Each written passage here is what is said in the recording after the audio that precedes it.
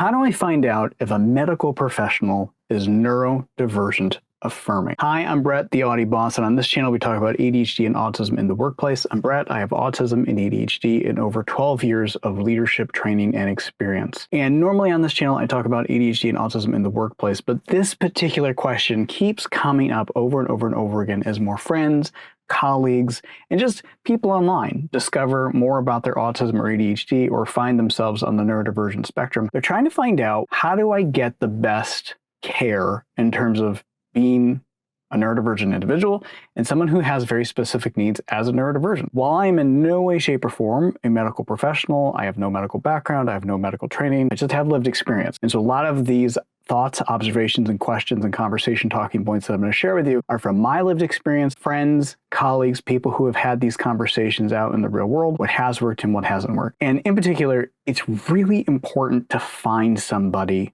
who is neurodivergent affirming. You want to avoid someone who's specifically trying to fix us. Starting really right there, if someone doesn't understand that our brain type is just simply different and that we need a different way in and that we have a lot of strengths and we just need things a little differently for us, it's kind of a pretty strong red flag right there. Let's get into essentially what is my Mary Poppins wish list of answers and questions and things that I want to know so that I can get neurodivergent affirming care. I have walked away from medical professionals who I have not found to be neurodivergent affirming.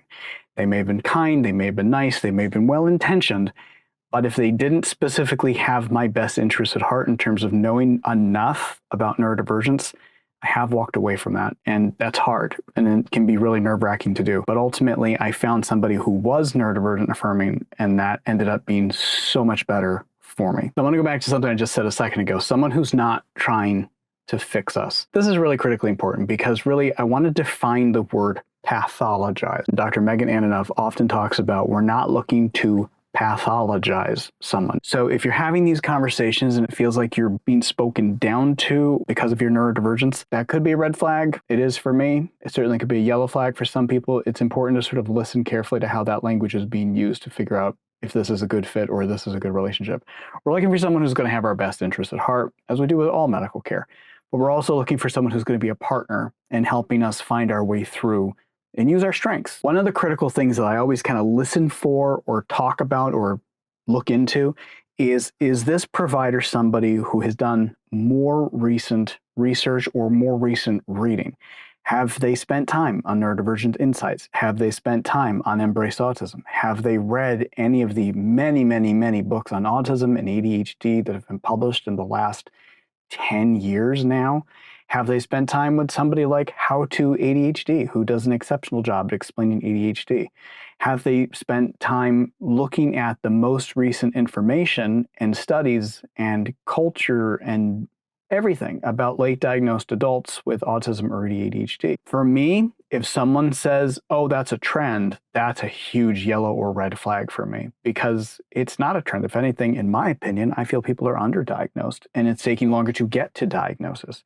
If somebody says it's a social media trend, well, I'm walking out. That's it for me. That's not, I'm not here to educate. I don't have time to educate. I need to get my help.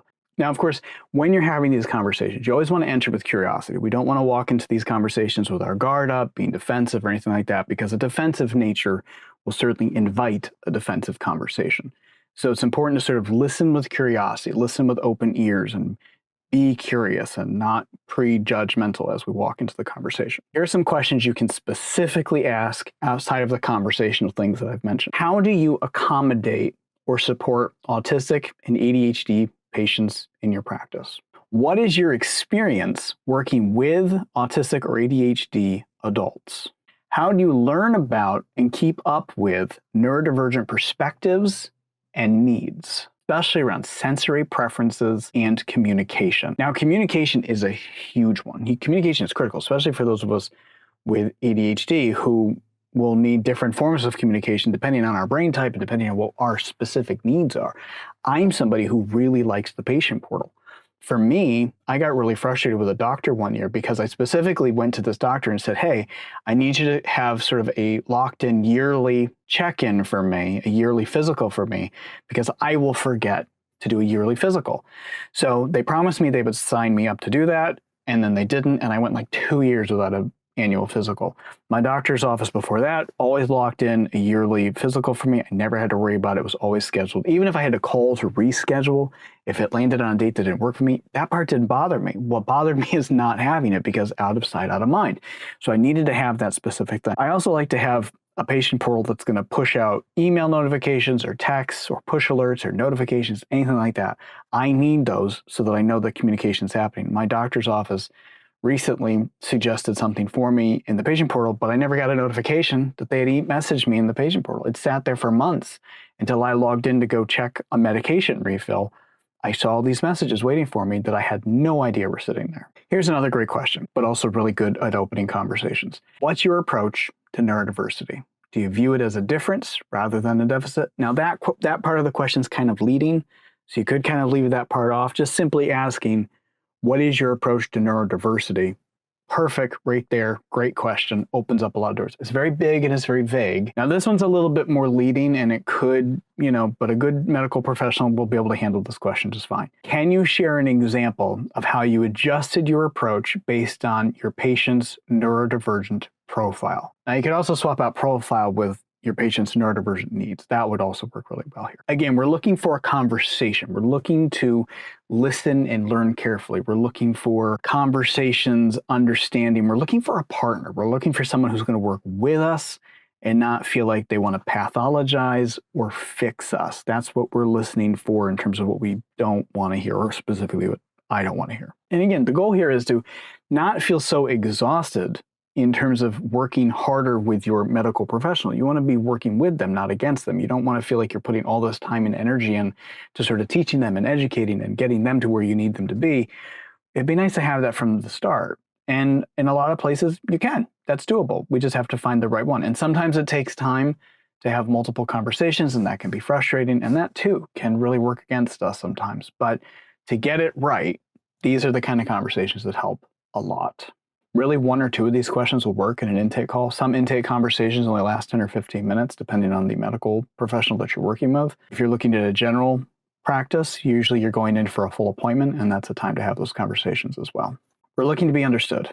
We're looking to specifically not have further trauma. We're looking to have a smooth process so that we're getting our needs met and we can get to work on any of the other things that are happening inside of us. Here's a bonus question you can ask. What kind of training have you had working with autistic and ADHD or any other neurodivergent adults? That's a great question. That right there, if they haven't, they should go to Neurodivergent Insights and get Dr. Megan Enoughn's training, which you can do with my code AuDBoss over on neurodivergentinsights.com. A green flag to that question would be hearing specifics, certifications, workshops, websites, who the person is that they're learning from, who's the medical professional that they're learning from, where are they getting that training, how long of that training have they done, how much of it have they done, how long ago was it, how recent was it? Those are the kind of green flags we like to hear.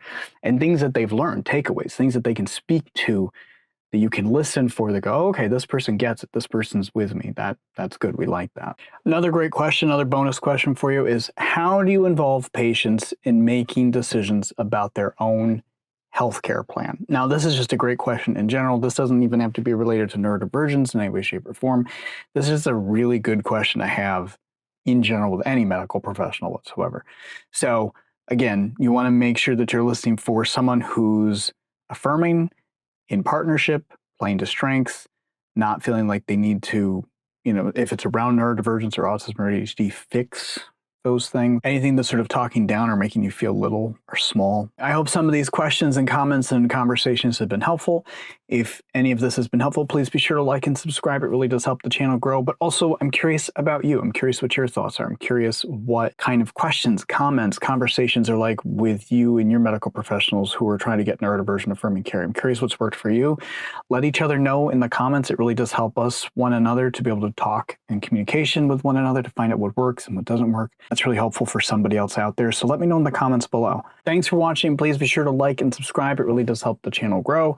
Let me know if you have a question or a comment or an idea for another video. Let me know, and I will do my best to create that for you. I'm very responsive in the comments below. And if you haven't yet, please be sure to also go and subscribe to the Neurodivergent Insights YouTube channel. I'm now working for Dr. Megan Enough over at Neurodivergent Insights. I'm extremely excited about that. And so you'll be seeing me pop up more in their videos and over on their channel as well. A lot of our videos are going to be tagged together now, which I'm very excited about. Please be sure to go check out Neurodivergent Insights, both the website and their YouTube channel, and be sure to follow them everywhere, as well as following me on Substack and all of my places online as well. So thanks for watching, and please be sure to check out some of the other videos while you're here.